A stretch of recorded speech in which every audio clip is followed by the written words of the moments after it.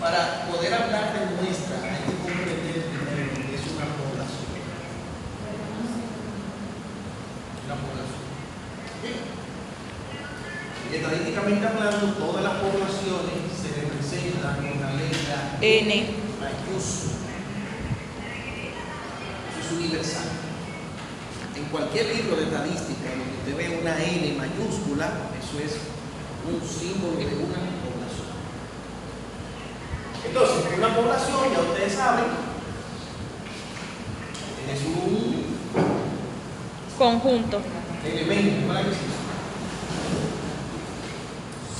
Pueden ser personas, pueden ser animales, pueden ser cosas, pueden ser objetos, pueden ser materias, pueden ser vivos, pueden ser lo que usted quiera.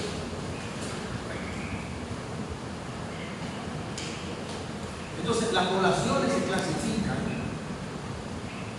en dos, según su naturaleza. Según la naturaleza, se clasifican en población general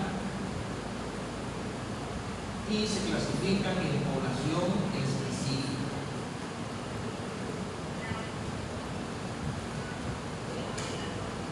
Población general y la población específica. Una población general es muy grande,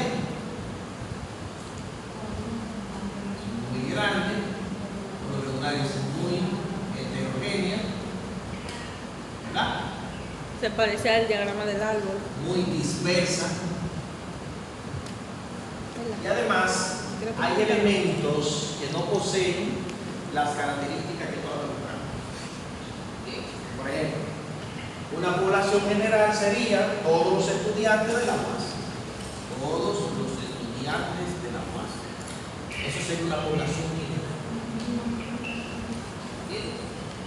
Ahora, una población específica, por ejemplo, puede ser los estudiantes de psicología, los estudiantes de ingeniería, Los estudiantes de economía. de agronomía, los estudiantes de enfermería, etcétera, etcétera, etcétera. Ya esas son poblaciones específicas. Muy bien. ¿Qué tienen las poblaciones específicas? La principal elemento fundamental es que poseen características similares. Por ejemplo, la principal característica similar de los estudiantes de psicología es que todos estudian psicología. Bien. Tienen características bien puntuales. Entonces ustedes saben muy bien que las poblaciones son muy grandes. Muy grandes. Ahora, si quiero estudiar, si quiero analizar, si quiero comprender bien lo que está pasando en una población, obligatoriamente tiene que ser a través de los parámetros.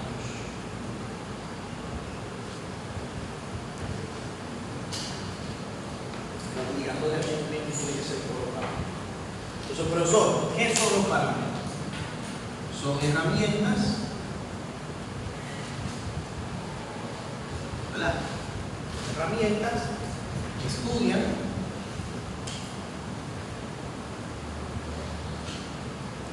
analizan. Bien, ¿qué más? Escriben, Cuantifican. cuantifican lo que ocurre en una población específica.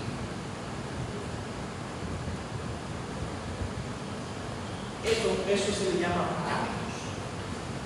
Un conjunto de herramientas estadísticas que me ayudan a comprender, a analizar, a estudiar bien lo que ocurre en una población. Por ejemplo, yo quiero estudiar el índice académico de todos los estudiantes de psicología y quiero compararlo con el índice académico de todos los estudiantes de medicina.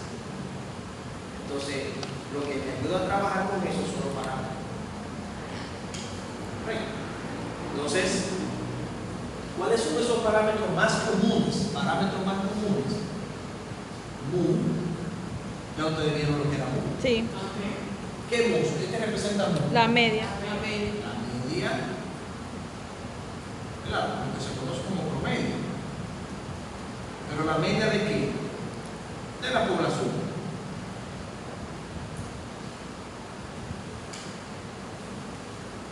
La media de la población. Entonces, por ejemplo, yo puedo calcular el promedio del índice académico de ustedes. Yo puedo estudiar el promedio de la edad de ustedes. Yo puedo estudiar el promedio de los ingresos. ¿Sí o no?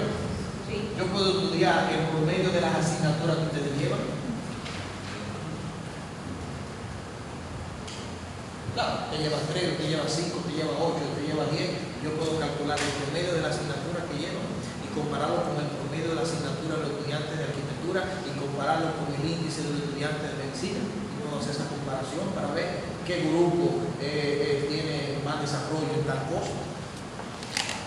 Es decir, yo puedo calcular el promedio de cualquier variable que sea de mi interés. De mi interés. Bien. Otro parámetro muy reconocido es sigma al cuadrado. Sigma al cuadrado te representa la varianza, ¿pero de qué? De la población.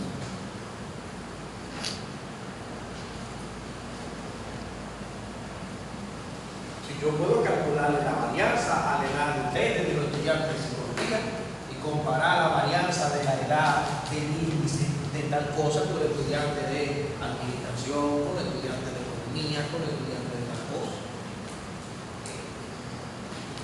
Otro parámetro también muy utilizado es sigma. Date cuenta que ese sigma está al cuadrado y esta No. Entonces, ¿qué te representa esa? La desviación típica poblacional.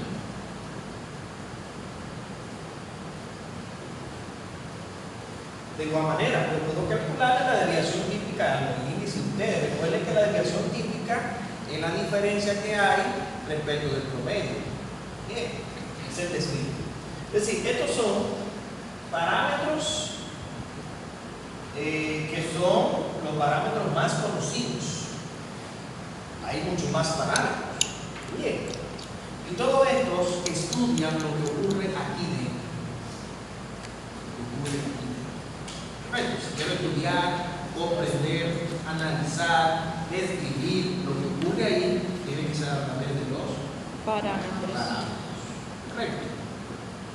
Ahora bien, según el tamaño, ¿verdad? Porque aquí vimos la clasificación según la naturaleza. Según la naturaleza. Sí, según la naturaleza del campo. Y aquí se clasifica según el tamaño. Correcto. Es decir, la población, estadísticamente hablando, se clasifica según su tamaño en población finita y población infinita.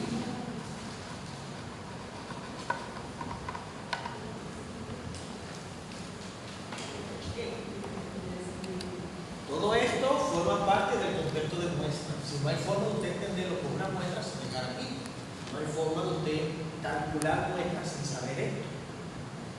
Bien. Entonces, una población finita, ¿qué es? ¿Qué le llega a la cabeza a usted con una población finita? Reducida. Finita. ¿Qué es una población finita? Pequeña. Tiene una meta. ¿Qué tiene? Una meta. Una meta, un propósito, un objetivo. O que tiene. Población finita. Ah, no, sí, tiene un final. Es infinita. Tiene un final. Reducida, por lo que yo digo. ¿Y usted?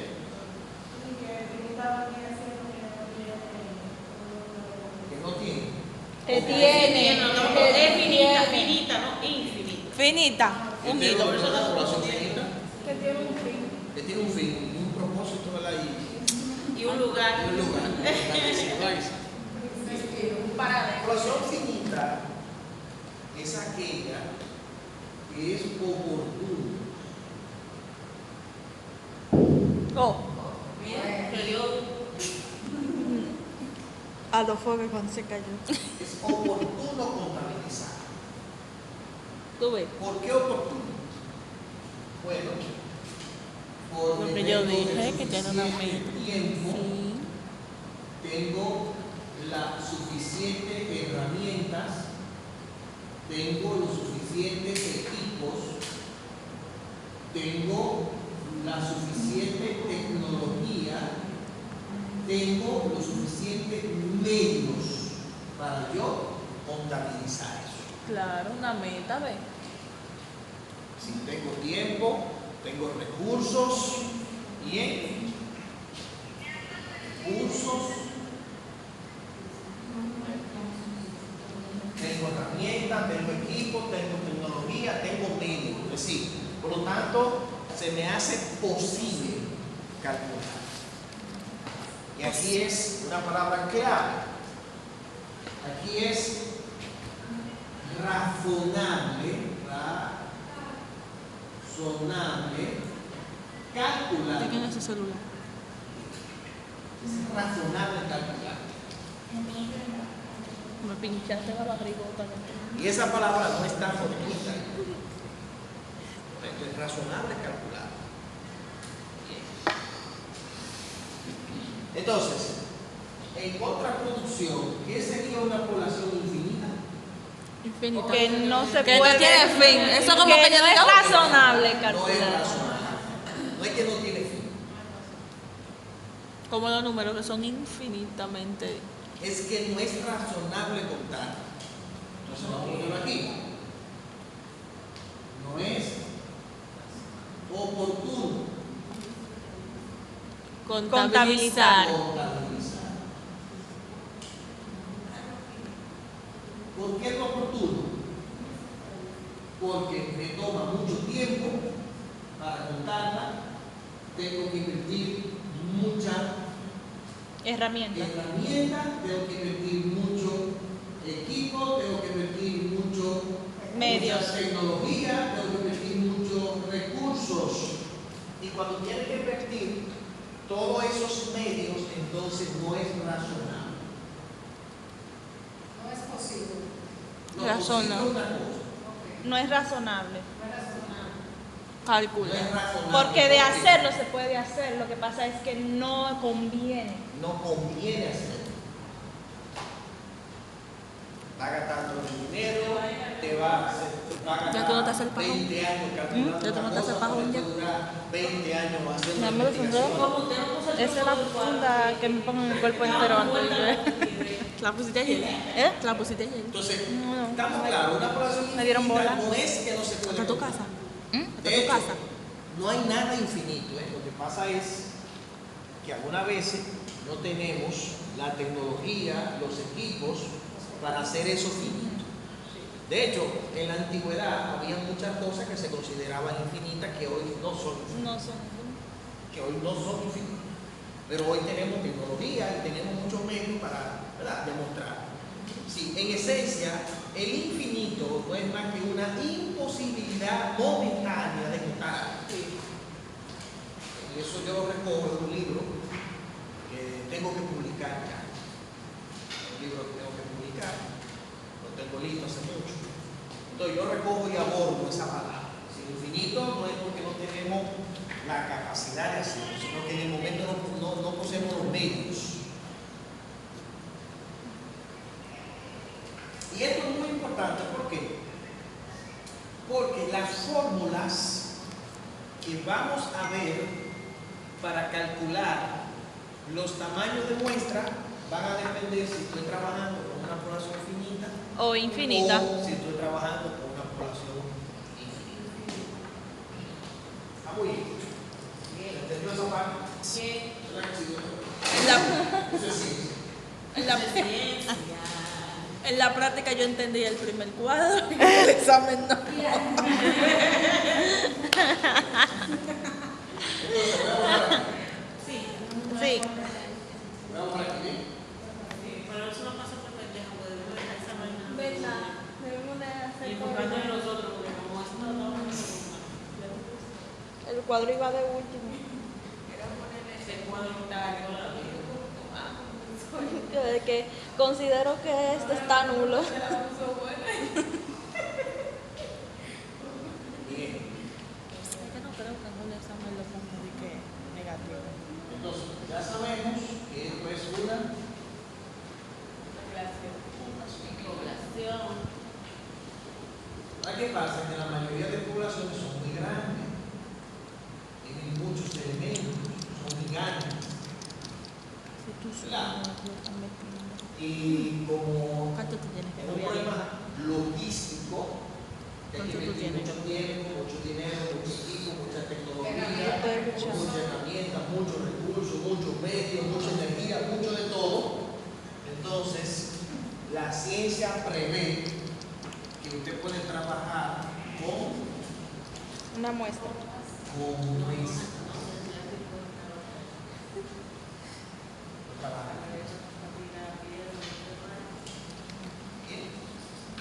Por lo tanto, toda muestra, estadísticamente hablando, se representa como una N Minúscula. minúscula. Eso es universal. Qué feo. N minúscula. Muy La N debería. minúscula representa una muestra. Entonces, ¿qué es una muestra? Es un subconjunto de elementos. ¿Y qué pueden ser elementos? Personas. Personas, Objetos. animales, cosas, objetos, lo que sea. Personas, animales o cosas. Sí. Conjunto de elementos extraídos de una población específica.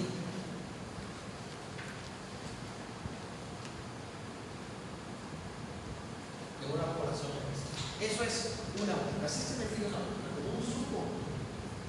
Mientras la población se define como un conjunto, la muestra es un subconjunto extraído. Bien, ahora bien, para yo estudiar las muestras, tengo que hacerlo a través de los estadísticos.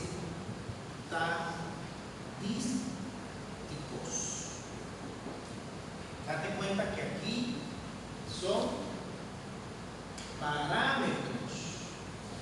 Parámetros estudian la población. Los estadísticos estudian las Muestra. muestras. Entonces, son herramientas que estudian, describen, analizan, ¿bien? Y comprenden lo que ocurre en una muestra.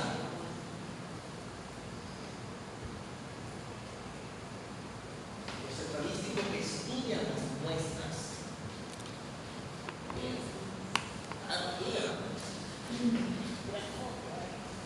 Los parámetros estudian las poblaciones. Entonces, algunos estadísticos comunes, o más comunes, son estos. ¿Ya ustedes vieron eso? Sí. ¿Qué representa eso? Moda. Moda. No, No la moda. eso es la media, Ay, no. llamado promedio. Por el medio. Promedio. Pero Eso es lo que me muestral. interesa. Eso es lo que me confunde, a ver, el promedio y el porcentaje. Mírala. Eso fue porque se arregló, que no quiso venir. ¿Está claro? Sí. Eso lo vimos en estadística 1.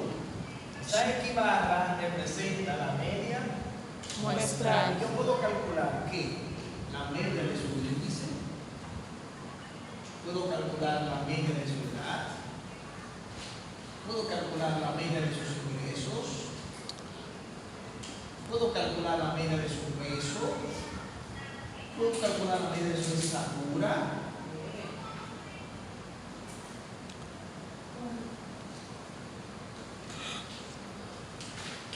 ¿Estamos bien? Ay, Dios mío, profesor. Entonces, si yo le estoy calculando el índice a un subconjunto de estudiantes de psicología, eso es una muestra. Por lo tanto, ese indicador es un estadístico. Bien, ¿ustedes saben cuántos estudiantes de psicología hay en La Paz? No, cerca de 17,000. El diablo. Por ahí poco. De todos los recintos, solamente. Todo la UAS. Ahí están todas las psicologías. Bien. Si yo calculo la media de edad de esos 17,000 estudiantes, eso es un parámetro. Por lo tanto, sería esto, ¿verdad? Esto es la media de la población.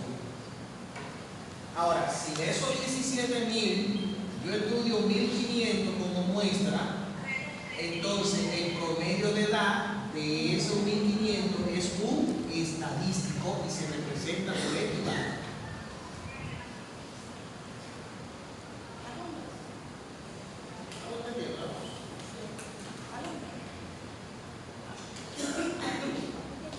S al cuadrado te representa la varianza, pero de la población, de la muestra.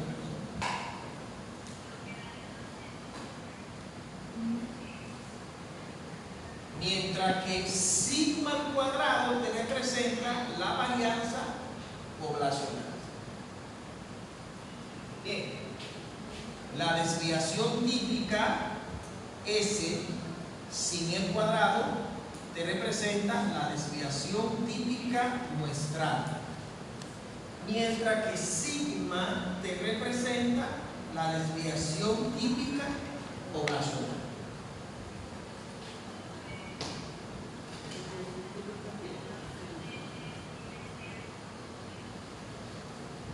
Entonces, como trabajar con poblaciones no es lo mismo usted aplicar un instrumento a 17,000 gente, ¿verdad? Mucho equipo, mucho material, mucho tiempo, mucha logística, mucho de todo. La ciencia prevé cálculo de muestra y por eso este tema se llama estimación muestral.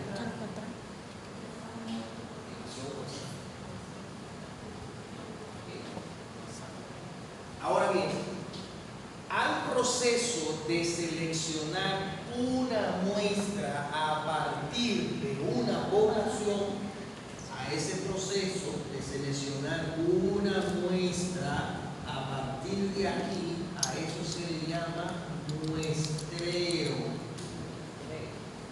Un mestreo. Si te muere, te tiro un pelo. Eso se le llama muestreo. ¿Bien? Bien. ¿Qué es el muestreo, doctor? El parámetro y la estadística. Parámetros y estadística. Dije que el muestreo es un conjunto de técnicas y modelos que me ayudan a seleccionar una muestra a partir de una población. Vamos a poner eso aquí.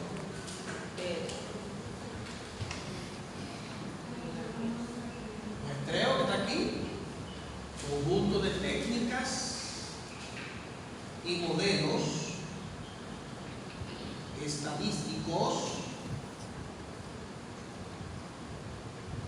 que seleccionan y distribuyen una muestra a partir de una población. específica.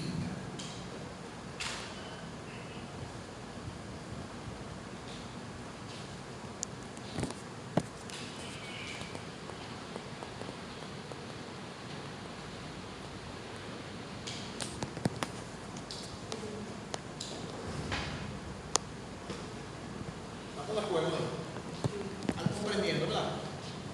La idea es que comprendan el contexto de la estimación muestral.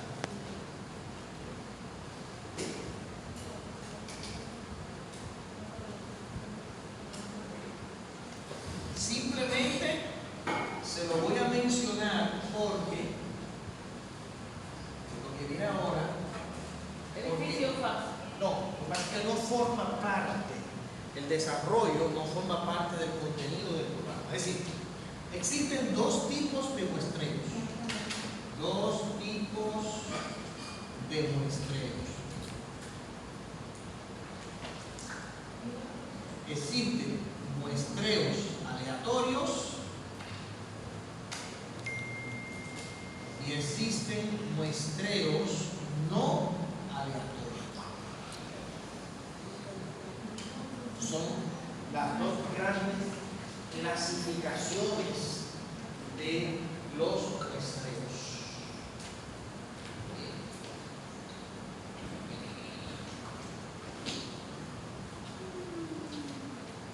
Estos son los más usados. ¿Por qué son los más usados? Porque como es aleatorio, la subjetividad particular suya y mía queda un poco excluida. Bien, queda un poco excluida. Recuerden que todos los procesos de investigación lo que busca es disminuir sus prejuicios y el mío. Si yo no puedo hacer una investigación cargado de prejuicios, porque al final la conclusión va a ser lo que yo creo. Sí. Y usted no puede concluir una investigación pensando que lo que está ahí es lo que usted quiere creer. No. Recuerden que siempre en todo proceso de investigación hay dos hipótesis y eso es lo que vamos a ver justamente en el tema número 6. Hay una hipótesis nula que plantea de que no existe relación entre lo que usted está viendo. Por ejemplo, ustedes los psicólogos trabajan mucho con relación entre variables, sobre todo variables cualitativas. Ustedes dicen, bueno, estamos observando esto y quiero determinar si lo que esto es producto de esta cosa. Porque eso es el proceso de investigación. Establecer que lo que se presume que está ocurriendo, se presume que ocurre por tal cosa. Bien. Entonces usted no puede ir cargado de prejuicio. Entonces estos son los muestreos más utilizados. Entonces, existen dentro de esos muestreos aleatorios, existen algunos muestreos más fundamentales. Les voy a mencionar los que más utilizan y los más comunes. Por ejemplo, existe el muestreo aleatorio simple, el más simple. Muestreo aleatorio simple.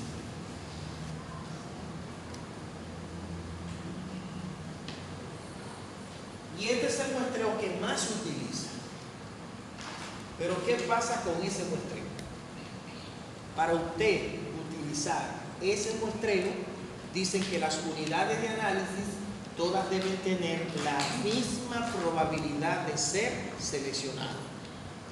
Es decir, todos los elementos deben ser tentativamente elegibles. Por ejemplo, llega el decano a mí y me dice, mira Jonathan, seleccionate cualquiera de los muchachos tuyos que están en ese curso, selecciona cualquiera, que le vamos a una beca. Entonces, como él me dice que seleccione cualquiera de ustedes, entonces todos ustedes tienen la misma posibilidad de ser seleccionados.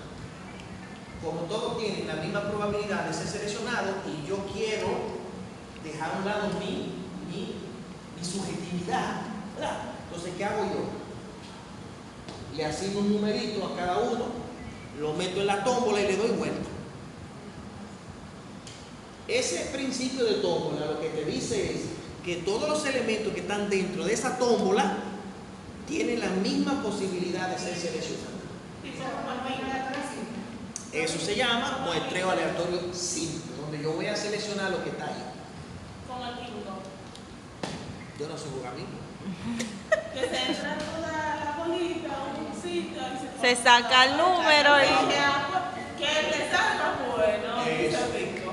Lo que ustedes ven, que ustedes dicen, rífame esto, que estamos rifando una cosa, y los boletos los venden en una tómbola y la vuelta. No solamente eso, también la lotería es así.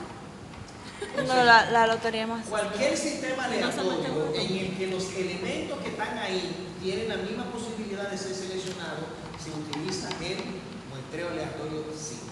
Correcto. Ahora bien, en la vida algunas veces no todo ocurre así.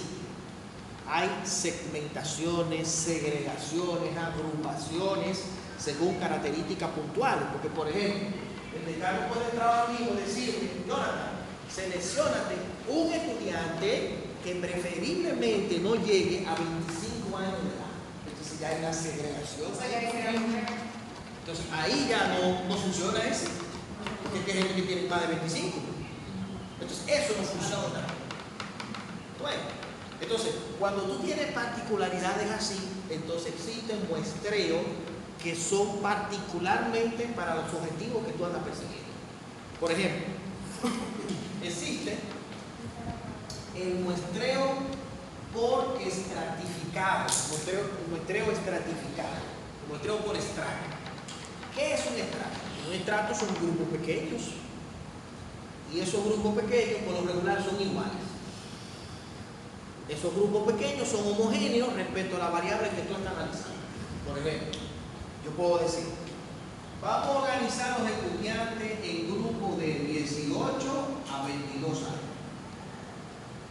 Vamos a organizar otro grupo de 23 a 27, que son 4. Vamos a organizar otro grupo De de 28 a 32. Otro grupo de 33 A 37. Se supone que no hay la misma cantidad de estudiantes en cada uno de esos grupos. ¿Verdad que no? Vamos a suponer que aquí hayan 10, que aquí hayan 12, que aquí hayan 15 y que aquí hayan 11. Entonces, el muestreo estratificado, estos son extractos, son pequeños grupos que según ese rango son parecidos. Ahora, lo que no se va a parecer una gente de 32 años, nunca se va a parecer una gente de 17 años. Su preferencia, su característica, su modo de vida, no es igual a una gente de 17, 18 años. Bueno, pero una gente de 32 años se parece mucho a una gente de 29 o 30 años. ¿Verdad? Entonces, ¿qué hace el muestreo? Forma los extractos y dentro de cada uno de esos extractos, entonces elige al azar una cantidad determinada. Por ejemplo, yo puedo hacer extractos según las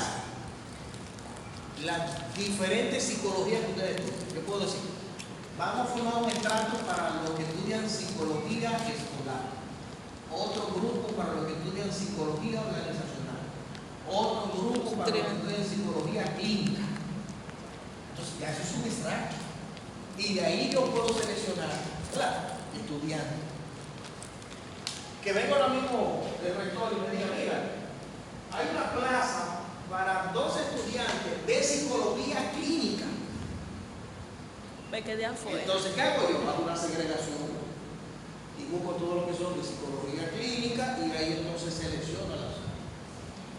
Ahora, ¿qué pasa? Que algunas veces esos grupos son muy grandes. Son muy grandes.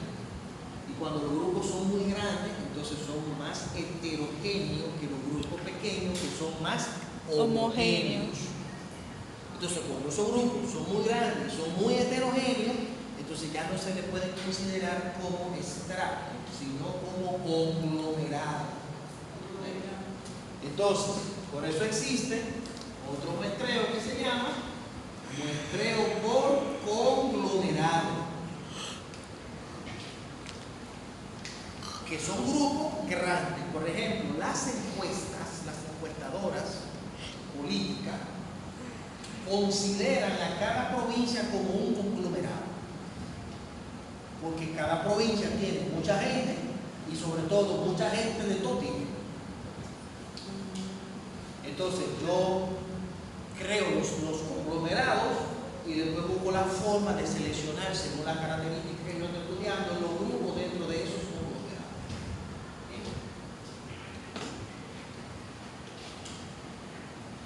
Y hay otros más, pero estos son como los principales. Correcto. Esos son como. También existe el muestreo sistemático. Por ejemplo, ¿qué es un muestreo sistemático? Yo tengo un grupo grande, aquí yo tengo un grupo, aquí yo tengo otro grupo, aquí yo tengo otro grupo, tengo otro grupo, tengo otro grupo, tengo otro grupo, tengo un grupo. Entonces, ¿qué hago? Yo le asigno un valor a cada grupo. Un valor. Entonces, de manera aleatoria, debo establecer un arranque, un valor de arranque, que sería, por ejemplo, el que saque, el 5. Y yo digo, seleccione el 5. Y a partir del 5, según el nivel de arranque y la cantidad de holgura, de anchura que hay entre cada uno de esos grupos, entonces puedo suponer que sea cada 7. Entonces yo cuento 7 a partir de 5. 5, 6, 7, 8, 9, 10, 11, 12. Entonces le toco el 12. Después del 12 selecciono 7 más. Entonces 12, 13, 14, 15, 16, 17, 18. Donde caiga ese, entonces ese le selecciono. Eso se llama muestreo sistematizado. Correcto. Luego que esos grupos fueron seleccionados, entonces le aplico cualquiera de estos muestreos. Entonces esos son los más usados. Hay otros más. Hay dietábico y otros más. Pero esos son los más usados. Existen los muestreos no aleatorios que casi no se usan. Pero hay situaciones en la vida en las que se utilizan, pero en poca proporción. Por ejemplo, tenemos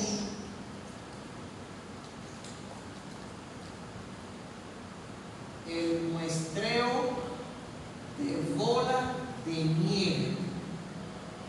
Es un tipo de muestreo, no es aleatorio. Porque, ¿por qué el aleatorio es importante? Porque el aleatorio elimina la subjetividad tuya. O sea, tú me dices, por ejemplo, profesor, elija que usted quiera ahí, que lo vamos a becar.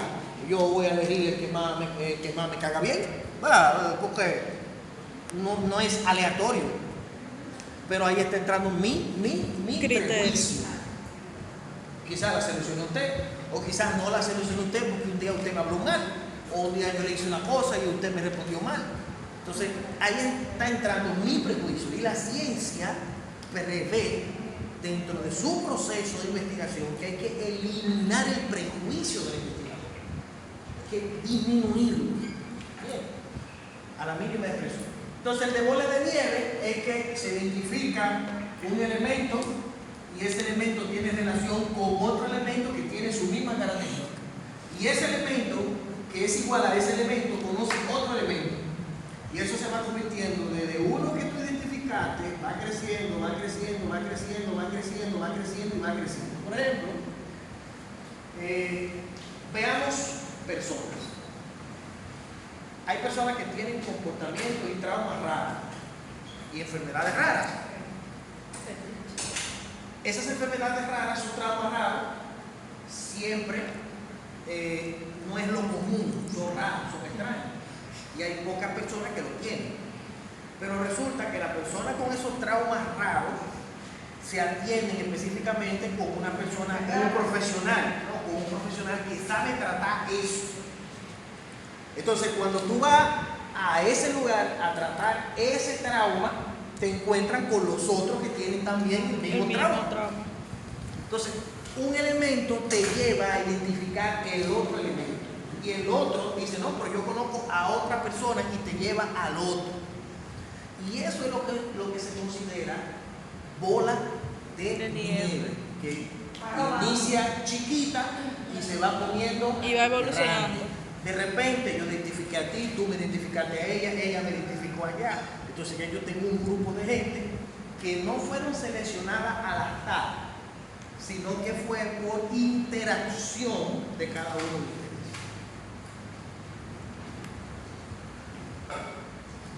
Existe el muestreo por cuota. Por cuota. Por ejemplo,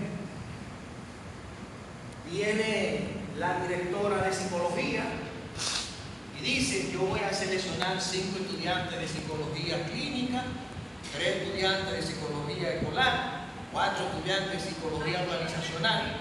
Entonces eso se llama cuota, porque cada uno de los grupos tiene una cuota específica. Bien, y como es una cuota, no se calcula. Usted no va a calcular lo que ya está por cuota. Si usted me toca 10 o 10, usted no va a calcular nada. Usted lo que va a seleccionar es su 10. Bien. Entonces, eso se llama por cuota. Está el muestreo de juicio de experto.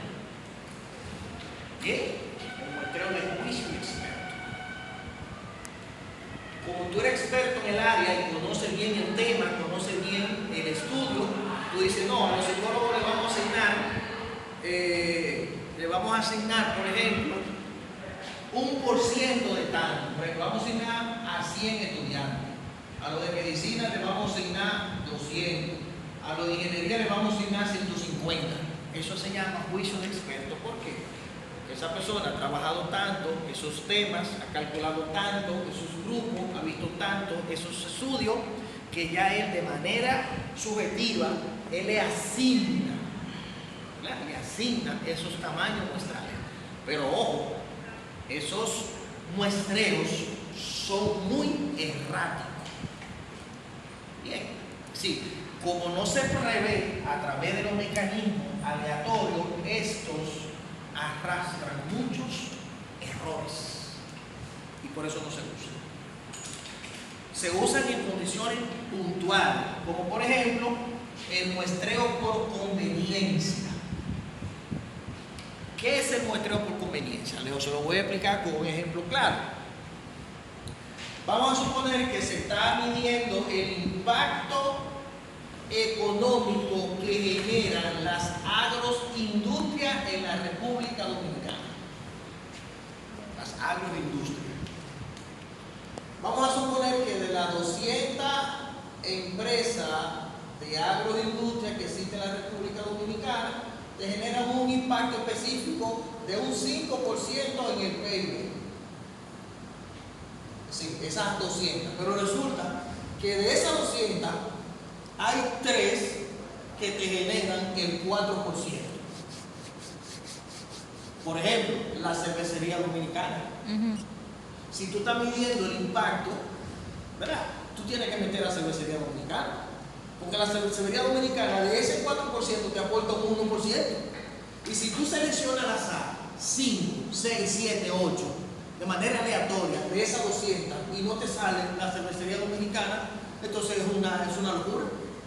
Porque solo esa empresa te aporta el 1% del 5% total del PIB. Entonces, cuando tú te encuentras con situaciones así, entonces tú dices: no, méteme ahí la cervecería dominicana por conveniencia, porque ella es la que más aporta de las 200 empresas que hay. Entonces eso es un muestreo que, como ya tú conoces la realidad de tu estudio, por conveniencia tú agregas unidades que forman parte esencial de ese estudio. No puedes trabajar al azar, no puedes trabajar aleatoriamente. ¿Por qué? Porque no todas tienen el mismo peso. No es lo mismo una empresa que su capital sea de 1 millón de pesos a una empresa que su capital sea de 200 millones de pesos. La de 200 millones de pesos le aporta más al fisco, le aporta más al Estado en términos de impuestos que la de 1 millón de pesos. Entonces esa no puede estar fuera del estudio. Entonces, todo esto forma parte de esas técnicas que me ayudan a seleccionar muestras y a distribuir muestras para fines de estudios. Ok. ¿Cómo entendieron? ¿Verdad que sí? Yo estoy haciendo mi esfuerzo. Ustedes tienen que hacer su esfuerzo. ¿Verdad? Dígalo. El tamaño de la muestra. Aquí no vamos a trabajar con muestreo. Aquí vamos a calcular muestras y vamos a distribuir muestras. Este proceso no lo vamos a hacer porque no forma parte del contenido de la materia. Por eso yo soy de lo que estoy proponiendo que a los psicólogos se le agregue otra estadística. Ay, profesor. Ah, no, pero qué belleza. Otra estadística. espectáculo, pero no. ¿Cuál es el nombre de esta ciencia? Estadística inferencial. La palabra inferencial, ¿usted la tiene ya? No. Yo respondo por ustedes. Fíjense bien. Al proceso de analizar una población, es decir, de conocer una población a partir de los estudios de una muestra, a ese proceso se le llama inferencia. Es decir, lo que yo comprendí, describí, estudié, analicé en una muestra, entonces lo infiero hacia mi población específica. Y entonces no es fortuito que esta materia se llame estadística inferencial, cuando justamente el tema 4 habla de estimación muestral. Se estudian las muestras para comprender lo que ocurre en una población sin tener la necesidad de estudiar la población completa. Correcto. Entonces, ese es el proceso que se lleva a cabo. Selecciono mi muestra, analizo mi muestra con los estadísticos y luego esos resultados lo infiero hacia la población que estudio. Correcto.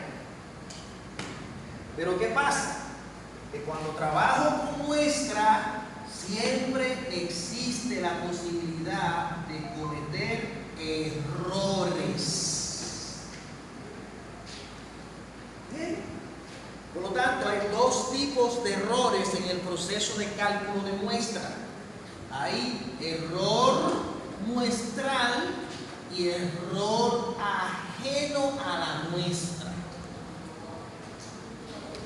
Si yo puedo cometer un error en el proceso de cálculo de muestra y se puede cometer error fuera del muestreo, como puede ser omisión de valores, bien, duplicidad de valores, confusión de valores y un sinnúmero más de elementos que se dan en ese proceso.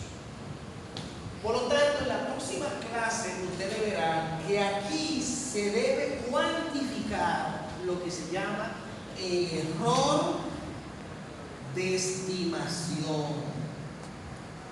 Y ese error de estimación es justamente lo contrario a lo que se llama el nivel de significancia. ¿Qué es el nivel de significancia? Lo contrario al error. ¿El error qué es? La probabilidad que usted tiene de no acertar aquí. Por ejemplo, usted estudió algo aquí y el error ¿qué es? Que lo que usted vio aquí no es lo que está ocurriendo aquí. ¿Se ve? Y eso lo vamos a ver matemáticamente hablando como forma. ¿Qué es el nivel de significancia? Que lo que usted encontró aquí es lo que está ocurriendo aquí. Por lo tanto, la significancia es la probabilidad de decir lo que justamente está pasando en una población. Por eso ustedes ven, por ejemplo, que las encuestas políticas, por ejemplo, la famosa Gallup, te cogen 1200 como una muestra, pero 1200 electores, ¿pero de cuánto? De 8 millones. Sí, votan 8 millones, pero yo cojo una muestra de 1200 gente. Pero ¿cómo es posible que 1200 gente explique lo que está pasando ocurre en 8 millones? Entonces, eso lo prevé la ciencia y eso es lo que justamente vamos a ver aquí. ¿Con qué juego? Para eso sirve. Juego con el error de estimación y con el nivel de significancia. Y en la próxima clase vamos a ver que es muy bueno trabajar con estudios donde el error es chiquito. Pero el problema de trabajar con errores chiquitos es que cuando el error es pequeño, la muestra es grande. Entonces hay que buscar un equilibrio. Hay que buscar un punto medio, porque si las muestras son grandes, entonces tú tienes el problema de mucho tiempo, mucho dinero, muchos recursos, mucha tecnología, mucho equipo, mucha gente. Cuando la muestra es pequeña, entonces tiende a no ser representativa. Y una muestra, para que sea representativa, necesita ser una muestra de calidad. Eso lo vamos a ver en la próxima clase. Y también de cantidad. Es decir, la calidad de los datos y la cantidad de los datos forman parte esencial para que una muestra sea altamente representativa. ¿Y qué se entiende por muestra representativa? Bueno, una muestra es representativa en la medida que explica con cierto nivel de significancia lo que está ocurriendo en una población específica. Y eso es solamente la teoría. Eso es el preámbulo. Oye, Profesor Lili. Entonces, ¿qué hora es? A 7. Para la próxima clase, yo necesito que ustedes me investiguen algo para que vengan con la mente más aterrizada. Se van a investigar los sentidos. Investíguenme cuáles son los factores que inciden en el tamaño, es decir, para hacer el cálculo del tamaño de una muestra.